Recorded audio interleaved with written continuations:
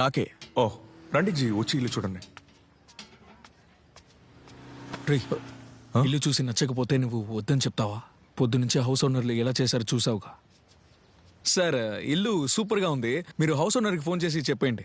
సరే జీ, నేను ఆయనతో మాట్లాడతాను. ఆయన బ్యాంక్ అకౌంట్ డీటెయిల్స్ పంపిస్తారు. మీరు అడ్వాన్స్ మాత్రం కొంచెం పంపించేయండి.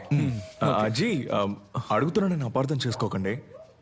కుక్కలేం లేవు కదా? నేను మాత్రమే. Okay ji, thanks.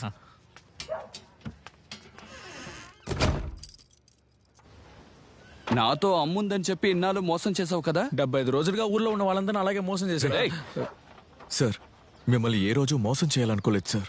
అనవసరంగా మాట్లాడుకో. నువ్వు చెప్పే కథలు వినడానికి ఓపిక లేదు. మర్యాదగా ఎక్కడి నుంచి వెళ్ళిపో. కొంచెం ప్రశాంతంగా వినండి. రే, చెప్తున్నానుగా, బుద్ధి లేదు. ఆ కుక్క ఎందుకు అలా అరుస్తోంది? ఏమన్నా? నువ్వు రా మామ. రే బండి తీరా. వెళ్ళండి వెళ్ళండి. ఇల్లంతా పెనాలతో కడగాలి. ఇల్లు పాడు చేస్తారు.